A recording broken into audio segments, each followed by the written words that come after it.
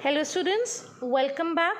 Today we're going to study on slides for the better understanding of the topic, because when I'm going to give you examples of competition, there will be names of certain unique organisms that you people have never heard about or never seen. So when you see their pictures, it will give you a better understanding. So yesterday I had explained you the interspecific interactions, and I had told you that these interactions can be beneficial, they can be detrimental, and they can be neutral. Yesterday we had read about predation, where one species was being harmed and other was being benefited. Today we're going to study about competition. In competition, both these species will be harmed, that is, both these species will be suffering. So going by the definition, competition is best defined as a process in which this fitness of one species, that is measured in R. What is R, beta? You've read in this chapter. R is the intrinsic rate of increase. You've already read this, and I'll repeat, it is the process in which the fitness of one species is significantly lower in the presence of another species. दो species है बेटा, एक बहुत ज़्यादा fit है और दूसरा उसके सामने बिल्कुल फिट नहीं है. ठीक है. So interspecific competition is a potent force in organic evolution. What do you mean by evolution? Evolution होता है gradual changes. ये competition है, interspecific competition की वजह से है कि दोनों की दोनों species आपस में compete करने के लिए अपने अंदर changes लाती है, जो आगे जाके which leads to evolution. ठीक है. Competition occurs when closely related species compete for the same limited resources. I'll repeat this line. Competition occurs when closely related species compete for the same limited resources. ये बात बेटा पूरी तरह सच नहीं होती. There are instances where unrelated species also compete with each other, और इसका example है C. Unrelated species can also compete for the resources, for the same resources. का example है C. These are flamingos. Visiting flamingos, these flamingos, they are migratory and they visit some shallow South American lakes. तो जो उन lakes में fishes रहती हैं और ये जो फ्लैमिंगोज हैं, ये compete करते हैं एक दूसरे के साथ जू प्लैंक्टन के लिए. ठीक है, समझ में आया? तो पहली बात जो हमने कंपटीशन में पढ़ी कि that it's not only closely related species that compete with each other, there are unrelated species also that compete. और इसका एग्जाम्पल है कि that visiting flamingos, visiting flamingos in South American lakes. ठीक है, they compete with fishes in the same lake for zooplanktons. कहाँ fishes और कहाँ flamingos. Then competition occurs in abundant resources also. कि बेटा resources में कोई वो नहीं है, कमी नहीं है, they are unlimited, पर फिर भी competition हो रहा है. इस तरीके की कंपटीशन को हम क्या बोलते हैं? Interference competition. जहाँ पे what is interference competition? That resources limiting नहीं होते, but the feeding efficiency of one species is reduced due to interfering and inhibitory presence of another species, even if your resources are abundant. मतलब दो species हैं, resources abundant हैं, एक species के होने की वजह से दूसरी species को प्रॉब्लम हो रही है, उसकी फीडिंग एफिशिएंसी कम हो रही है, only because of the presence of the second species. इसका सबसे बड़ा एग्जाम्पल है, एविडेंस है, Abingdon tortoise. These are very heavy. One of these tortoise, they used to weigh 417 kgs. ठीक है. And Abingdon tortoise in Galapagos Islands, they became extinct. ठीक है. Galapagos islands के बहुत सारे पार्ट्स हैं. ये गैलापैगोस आइलैंड्स के उस पार्ट से एक्सटिंक्ट हुए जहाँ पे गोट्स इंट्रोड्यूस कराई गई. घास बहुत सारी थी, बट सिर्फ गोट्स के आने की वजह से ही विदिन 10 ईयर्स वो उस जगह से ही एक्सटिंक्ट हो गए. क्यों? क्योंकि goats had greater browsing efficiency. I repeat, Abingdon tortoise is a very heavy tortoise. इनके ऊपर बहुत हैवी शेल्स होते हैं. ठीक है, they got extinct because of the introduction of goats in one part of Galapagos Island. और जिस part में गोट्स इंट्रोड्यूस कराई गई थी उस पार्ट से टॉर्टॉइज आपके एक्सटिंक्ट हो गए. Why? Because of greater browsing efficiency of the goats. Second बेटा एक एविडेंस है कंपटीशन का इस कॉम्पिटिटिव रिलीज.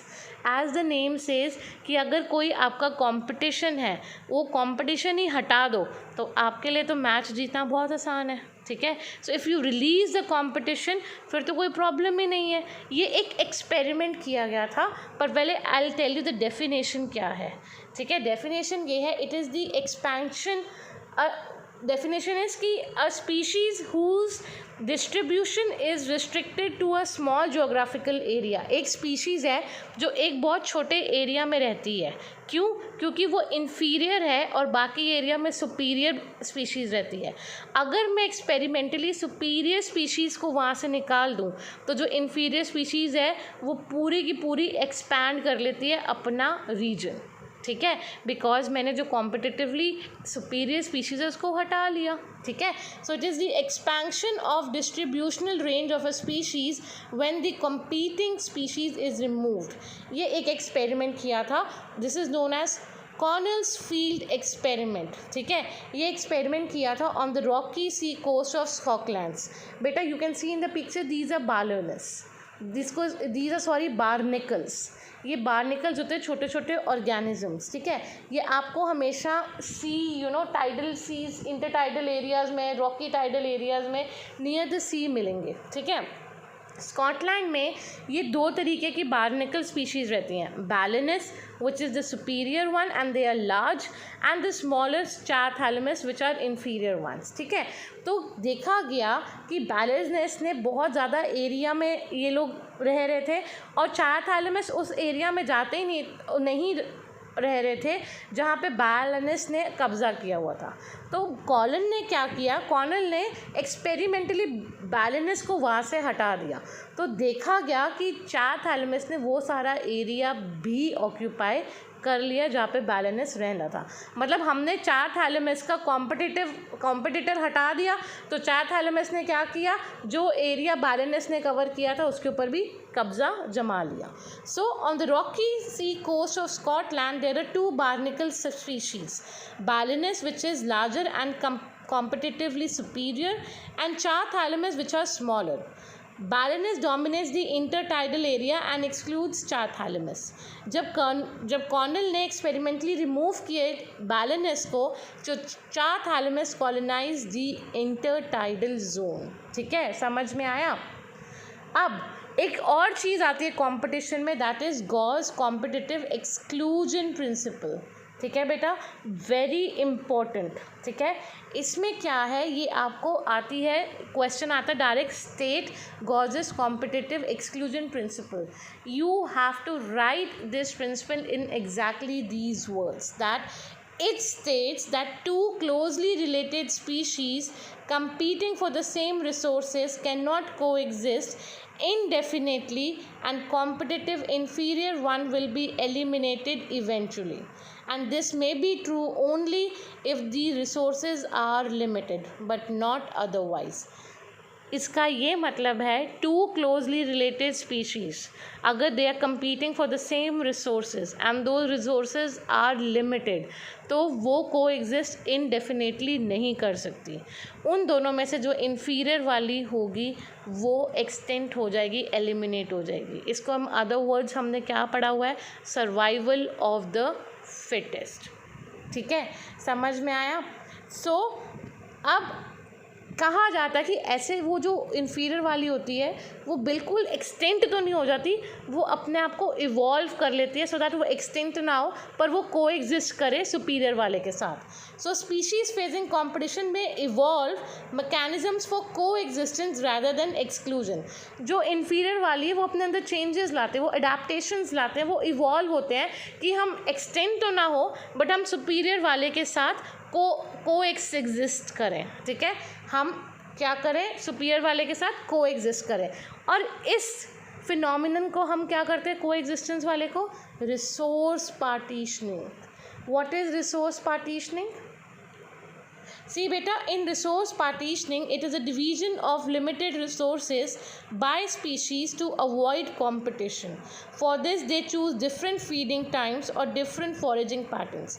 इसका एक हमारे में एग्जाम्पल ये है कि for example you have seen farmers में क्या होता है, मोटर चलाने का टाइम है, ठीक है, बिकॉज बिजली की थोड़ी इन समर्स बिजली की इलेक्ट्रिसिटी की कमी होती है. सो व्हाट डू दे, इन्होंने टाइम बांधा होता है कि 4 बजे से 5 बजे तक मैं चलाऊँगा, 5 बजे से 6 बजे तक. सो दे हैव जो रिसोर्स है उसको पार्टीशन कर लिया, ठीक है, को एग्जिस्ट करने के लिए. This is what happens in nature also, ठीक है, it is happening everywhere. So ये किसने दिखाया था? There was a scientist name MacArthur. ये स्टडी कर रहा था कि हाउ कंपटीशन अमंग ऑर्गेनिजम्स कैसे वो मैनेज करते हैं. तो ही शोड दैट ये 5 तरीके की warblers, they are very beautiful words, they are 5 types of warblers which use to stay on the same tree, ठीक है. और इन्होंने कैसे अपने आप को इवॉल्व किया, क्योंकि इन्होंने सेम ट्री पे रहना था. He showed that 5 closely related species of warblers living on a tree could avoid competition and coexist due to behavioral differences in their foraging activities.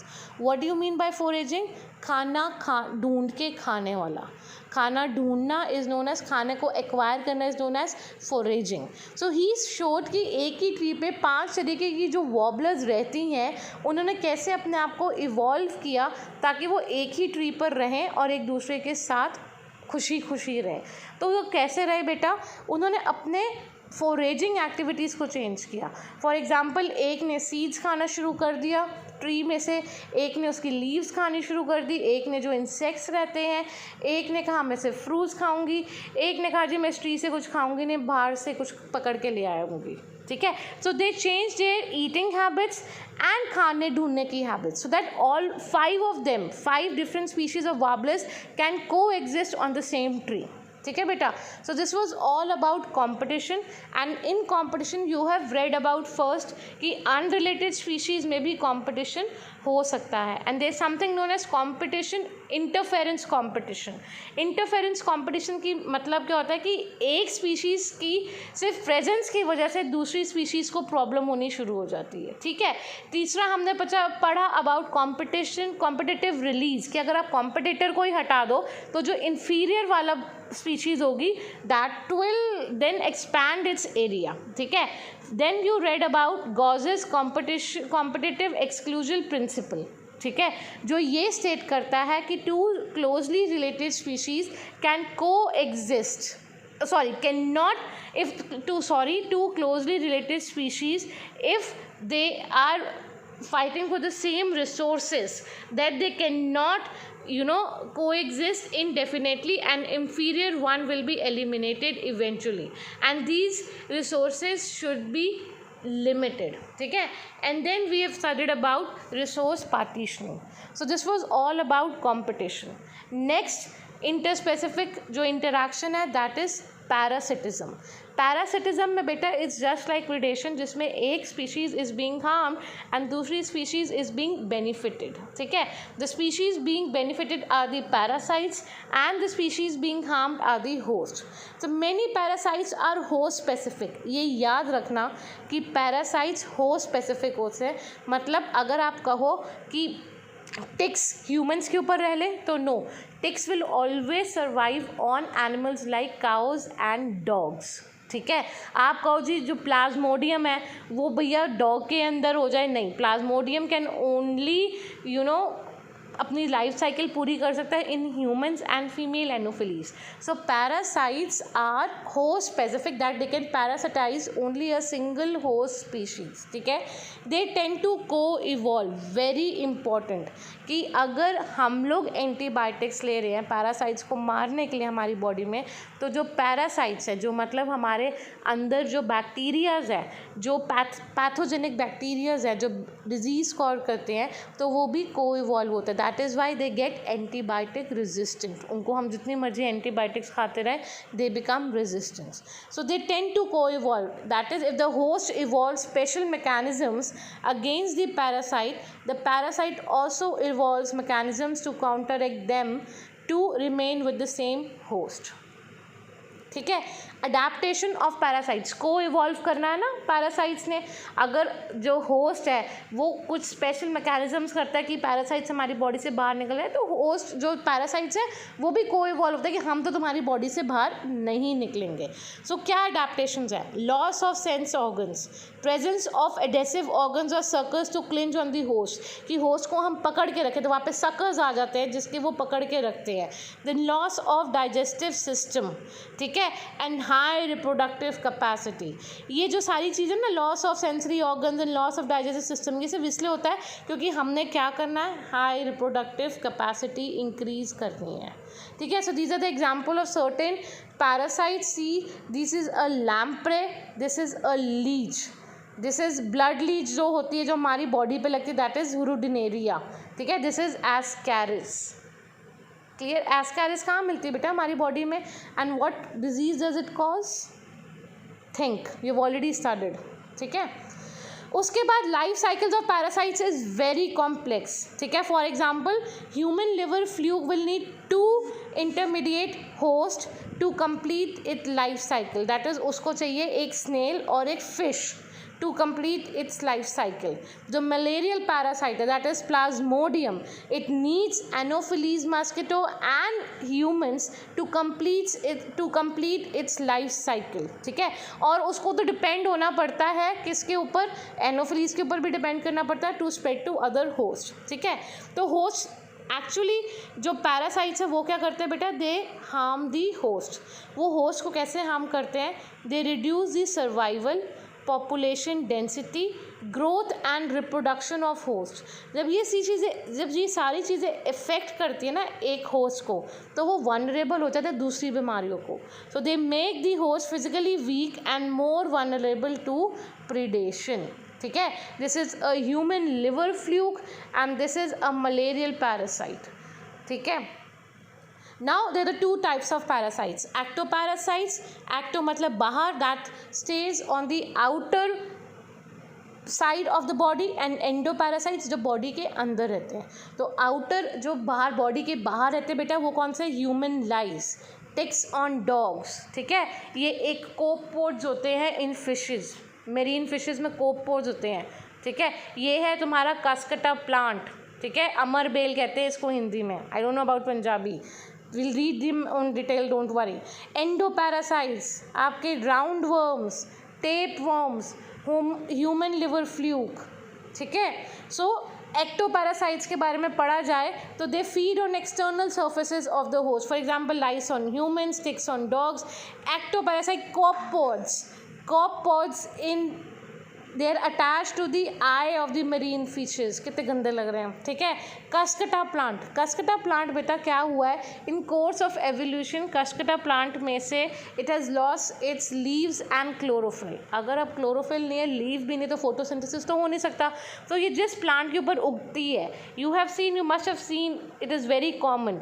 जो हेजेस होते हैं ना, जो क्यारियाँ बनती हैं, उनके ऊपर भी ये फैली होती हैं, लाइट येलो कलर की होती हैं. तो ये जिनके ऊपर रहती है उनमें से ये न्यूट्रिशन लेती है. It derives nutrition from the host. आपकी एनसीईआरटी टेक्स्ट बुक्स में एक क्वेश्चन है कि why female mosquito is a parasite की नहीं. वो ह्यूमन ब्लड तो चूसती है, मतलब it sucks the human blood, it feeds on human blood. So can we call it a parasite और no? No. Female mosquito is not considered a parasite because it needs our blood only for reproduction, खाने के लिए नहीं. बाकी जो parasites हैं वो nutrition के लिए और शेल्टर के लिए डिपेंड होते हैं on host. But a female mosquito it needs human blood for reproduction and not as food. ठीक है. अब आ जाओ endoparasites. Parasites that live inside the host body at different sites, that is liver, kidney, lungs, RBCs, etc. The life cycles of endoparasites are more complex. They have simple morphological anatomical features and high reproductive potential. ये बहुत simple होते हैं क्योंकि इनमें ये इनको सिर्फ एक ही काम होता है कि होस्ट बॉडी में जाओ और रिप्रोड्यूस करो और अपनी प्रजाति को बढ़ाते जाओ. ठीक है. सो एक और तरीके की पैरासिटिज्म है, इसको हम बोलते हैं ब्रूड पैरासिटिज्म इन बर्ड्स. ये दिस इज़ वेरी इंटरेस्टिंग. इसमें क्या है कि जो पैरासिटिक बर्ड होती है ना बेटा, वो क्या करती है, it Lay's it's eggs in the nest of the host and let's the host incubate them. मतलब ये अपनी the parasitic bird parasitic bird क्या होता है, कुकू जो होती है ना, कोयल, इट इज़ वेरी लेजी. ठीक है. ये कुकू जो करती है वो अपना नेस्ट नहीं बनाती, वो क्या करती है कि वो क्रो के नेस्ट में जाके अंडे दे देती है. ठीक है. और क्रो उसके ऊपर बैठती है, उसको इंक्यूबेट करती है एंड फाइनली वो हैच हो जाते हैं. So you see this is कि तुम किसी का जो नेस्ट है वो ही चोरी कर रहे हो. ठीक है. सो अब क्या हुआ, धीरे धीरे नेचर ने भी क्या किया कि क्रो को मालूम ना चले कि ये उसके अंडे नहीं है, तो जो कोयल के एग्स हैं they have started resembling the eggs of crow. ठीक है. So here the parasitic bird Lay's eggs in the nest of his host and lets the host incubate them. During evolution, eggs of the parasitic bird have evolved to resemble the host egg in size and color. So the host bird cannot detect and eject the foreign eggs easily. तो जो कोयल के अब अंडे हैं वो बिल्कुल crow के अंडे जैसे लगते हैं, so that crow doesn't come to know कि भैया ये मेरे अंडे नहीं और उनको बाहर ना फेंक दे. सो क्रो को लगता है ये मेरी अंडे, बेचारी पूरा टाइम उनके ऊपर बैठी रहती है, उनको इंक्यूबेट करते हैं. फाइनली जब वो हैच करता है तो शी रियलाइजेस कि oh my god, these are not my eggs, this is not my baby also. ठीक है.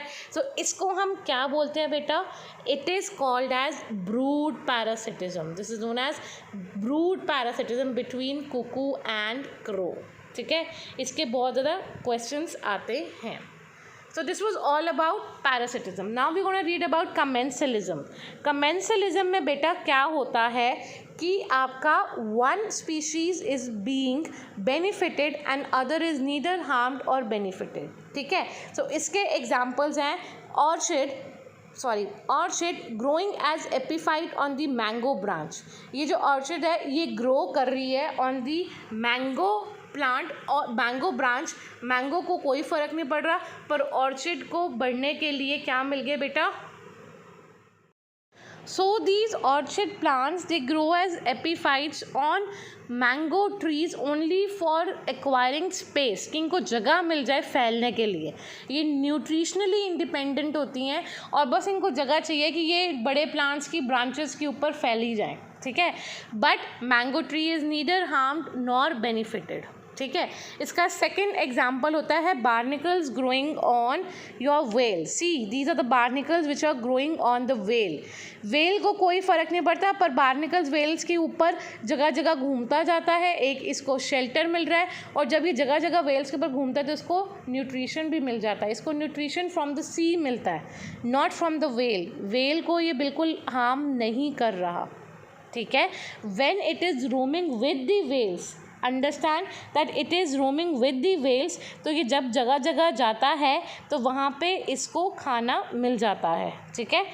नाउ सी एक एग्जांपल है cattle egret and grazing cattle. इसमें कैटल एग्रेट को फ़ायदा है, they are being benefited, and grazing cattle को कोई लेना देना नहीं है. इफ़ यू हैव सीन कि ये जो एग्रेट होती है ये कैटल के ऊपर, ये देखो ऐसे ये होती है रिलेशनशिप, ये कैटल के आसपास ही घूमती रहती है. जब कैटल फील्ड्स में घूमती है तो जब वो पैर घूमती है तो पानी में से इंसेक्ट्स ऊपर आ जाते हैं और जैसे ही इंसेक्ट्स ऊपर आती है एग्रेट उनको खा लेती है. ठीक है. द एग्रेट्स फॉरेज मतलब खाना ढूंढती हैं close to where the cattle are grazing. As the cattle move, the vegetation insects come out. Otherwise, it is difficult for the egrets to find and catch the insects. ठीक है. And now it is the turn of sea anemone and clownfish. Very beautiful relationship. Clownfish is this fish बहुत stripes वाली orange white black stripes वाली fish होती है. इसको हम बोलते हैं क्लाउन फिश. इसको जब भी लगता है कि मेरे पीछे कोई शिकारी है, आई एम बीइंग प्रीडेटेड, तो ये जाके ना सी एनिमोन के टेंटिकल्स में जाके छुप जाती है। सी एनिमोन को कोई फ़र्क नहीं पड़ता, it is neither benefited nor harm. तो सी एनिमोन न्यूट्रल है, clown fish is being benefited. Stinging tentacles of sea anemone gives protection to the fish from predators. So this was all about commensalism and these examples are very important. अब हम बात करेंगे बेटा mutualism. Mutualism का मतलब क्या है कि आपको भी फ़ायदा, मुझे भी फ़ायदा। That means both the species are being benefited mutually. ठीक है बेटा, इसमें क्या है, it is an interaction between two organisms of different species where both the species are being benefited. ठीक है, with none of the two capable of living separately. इसका सबसे बड़ा example that you have been reading is lichens. Lichens is a mutual symbiotic relationship. Symbiotic और mutualism का एक ही मतलब है, it's a symbiotic relationship between a fungus and an algae. ठीक है, ये है between a fungus and an algae, जिसमें क्या होता है कि ये दोनों इतने क्लोजली रिलेटेड होते हैं कि पता ही नहीं चलता कि ये दो अलग अलग ऑर्गेनिजम्स हैं। द फंगस क्या करती है, it provides fixation, water and minerals and shelter to algae, where is algae is autotrophic. It manufactures food not only for itself but for the fungus also. ठीक है, समझ में आया। एल्गी क्या कर रही है, इसको इनऑर्गेनिक मटेरियल दे रही है, वाटर दे रही है, एंड फंगस क्या दे रही है, इसको वाटर दे रही है, मिनरल्स दे रही है और शेल्टर दे रही है। और एल्गी क्या कर रही है, एल्गी इसके लिए खाना बना रही है। ठीक है, and they very close related. इसमें से पता भी नहीं चलता कि इसमें एल्गी कौन सी है और फंगस कौन सी है। Next example that you have already red in class 11th and you have read it in plus 2 also is mycorrhiza. Mycorrhiza is a association between fungi. ठीक है ना, ये गोल गोल दिख रहे हैं ना, nodule types. These are fungi and roots of higher plants. ये fungi क्या करती है, ये हेल्प करती है प्लांट को in absorption of inorganic minerals and water. ठीक है, वाइल प्लांट इसको क्या देता है, खाना। ठीक है, क्या कर रही है ये फंजाई बेटा, ये जो रूट्स ऑफ हायर प्लांट्स होती है इनको एब्जॉर्ब करने देती है more minerals from the soil and water too, और इन रिटर्न इसको प्लांट क्या दे रहा है, खाना। So these are the very best 2 examples of mutualism. और एग्जाम्पल्स हैं, म्यूचुअलिज्म सबसे बड़ा example of mutualism is pollination. ठीक है, pollination and seed dispersal. Pollination में क्या है, आपके जितने भी इंसेक्ट्स हैं, इंसेक्ट्स एंड एनिमल्स हैं, बैट्स हैं, स्नेल्स हैं, ठीक है, इनको बम्बल बीज हैं, इनको क्या मिलता है, floral rewards in the form of nectar and pollen grains, और ये इन रिटर्न क्या दे रहे हैं प्लांट को, ये पॉलिनेट करते हैं प्लांट को। So there is a mutualism between plant and animal through pollination and seed dispersion. इसमें एक एग्जांपल है of fig trees and wasp. Fig trees क्या होती है बेटा, अंजीर। ये क्या करते हैं, जो ये वास्प है, you can see these wasp, ये अपने ये एग ले करते हैं इसके अंदर, फिग के अंदर, अंजीर के अंदर। So fig species is pollinated only by its partner wasp species and no other species. The female wasp pollinates क्या करते हैं, ये पॉलिनेट कर देती है fig while searching for egg laying sites. Egg laying को क्या बोलते हैं, ओवी पोजीशन। ये क्या करती है, वास्प ना अंदर ढूंढती रहती है कि मैं कहाँ एग ले करूँ, और ढूंढते कि अपने ऊपर पोलन ग्रेन्स लगा लेती है, अंदर अंडे भी दे देती है और अपने ऊपर पोलन ग्रेन्स भी लगा लेती है वास्प। और फिर जब वो दूसरे प्लांट में जाती है वहाँ पे पोलन ग्रेन्स दान दे आती है, हेल्प दस मेकिंग पॉलिनेशन। ठीक है, दस मेकिंग पॉलिनेशन हैपन। ठीक है, अब जब ये वास्प के लार्वे बड़े होते हैं तो फिग उसको न्यूट्रिशन भी देते हैं। Fig offers the wasp from developing seeds as the food for the wasp larvae. I'll repeat, इसमें क्या होता है बेटा, this is an interaction between wasp and fig fruit. Fig होता है आपका अंजीर। wasp क्या करता है, fig के अंदर अपने एग्स ले करता है। जब वो एग्स ले करने के लिए जगह ढूंढ रहा होता है, वो अपने ऊपर क्या डाल लेता है, पोलन ग्रेन्स। ठीक है, वहाँ पे वो एग्स लेकर आता है और दूसरे प्लांट में जब जगह ढूंढता है वहाँ पे पोलन ग्रेन्स उनको दे आता है, हैंस मेकिंग पॉलिनेशन हैपन। ठीक है, और जब ये अंडे हैच करते हैं, उसमें से लार्वा बाहर आते हैं, तो फिग इन लार्वे को न्यूट्रिशन भी प्रोवाइड करते हैं। Then there is one more example, of orchids. ये बहुत इंटरेस्टिंग एग्जाम्पल है, ये ऑलरेडी आई थिंक पॉलिनेशन के टाइम पे मैंने आपको बताया था कि ऑर्चिड प्लांट्स एक इसकी स्पीशीज़ है Ophrys, that is found only in the Mediterranean area. ठीक है, मेडिटेरेनियन एरिया में ये एक ऑफरीज ऑर्चिड्स मिलते हैं जिनके फ्लावर की वन पेटल रिजेंबल्स फीमेल बम्बल बी। ठीक है, तो क्या होता है, बम्बल जो एक पेटल जो फीमेल बम्बल बी को रिजेंबल करती है उसको देख के मेल बीज और bumble bees they get attracted to the flower, और जब वो अट्रैक्टेड होते हैं they pseudo copulate there. When they are doing in this process of pseudo copulation pollen grains गिर जाते हैं उनसे बम्बल बीज, और जब बम्बल बीज दूसरे फ्लावर की तरफ अट्रैक्ट होते हैं एंड सूडो कॉपुलेट्स वो पोलन ग्रेन्स वहीं छोड़ाते हैं। So this is known as pseudo copulation. Orchids show diversity of floral patterns. They attract the right pollinator insect to ensure pollination. Not all orchids offer rewards. ठीक है, तो इसमें क्या होता है, इसको हम बोलते हैं sexual deceit, that is sexual धोखा of Ophrys in Mediterranean orchids. ठीक है, one petal of its flower resemble female bee in size, colour and markings. So male bee pseudo copulates with the flower and is dusted with the pollen. This is a petal of a Ophrys which it is a petal, ये bee नहीं है but it resembles a female bee. तो देखो कैसे ये mails जो हैं इनकी तरफ अट्रैक्ट होते हैं and then it pseudo copulates there. When this bee pseudo copulates with another flower it transfers pollen to it. अब सोचने वाली बात है कि अगर फीमेल बी का कलर चेंज हो जाए इन कोर्स ऑफ एवोल्यूशन, ठीक है, तो मेल वाले तो कभी इन फ्लावर्स की तरफ अट्रैक्ट ही नहीं होंगे, क्योंकि फीमेल बी का कलर चेंज हो गया तो इन फ्लावर्स का कलर तो नहीं चेंज होगा। तो क्या होगा, इन फ्लावर्स को भी अपना कलर चेंज करना पड़ेगा अगर ये चाहते हैं कि बम्बल बीज इनको पॉलिनेट करें। So this is known as coevolution, where when the colour of the female bee changes then the petals also have to change their color and markings. If the female bee's color patterns change slightly during evolution, pollination success will be reduced unless the orchid flower co-evolves to maintain the resemblance of its petal to the female bee. ठीक है, समझ में आई बात कि अगर हमने co-evolution पहले पढ़ा है, तीन चीज़ों में पढ़ लिया। Give me 3 examples of co-evolution। ये क्वेश्चन पूछा जाता है। पहला, it is between the parasite and the host. जब पैरासाइट को इवॉल्व करता है it loses its sensory organs, digestive system and it increases reproductive capacity. ठीक है, और सकर्स और एडेसिव्स बना लेता है to clinch the body of the host. Second हमने पढ़ा इन ब्रूड पैरासिटिज्म, जहाँ पे eggs of koel have actually started resembling the eggs of crow, so that crow does not eliminate the eggs of कोयल।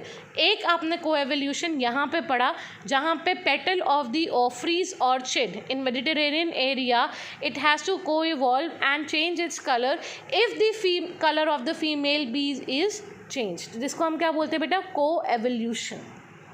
ठीक है, but बेटा एक चीज़ रह गई है कि there is one more interaction, that is amensalism.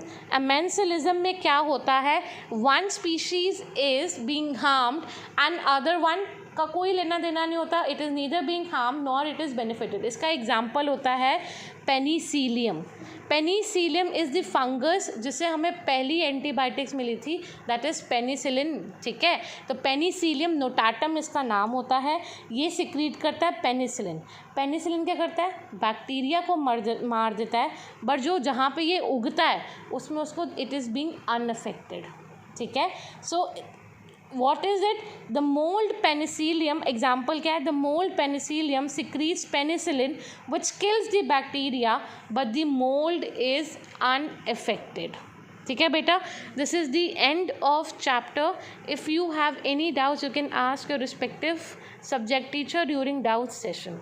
Thank you so much, and very soon you will be having an official for this chapter. Thank you.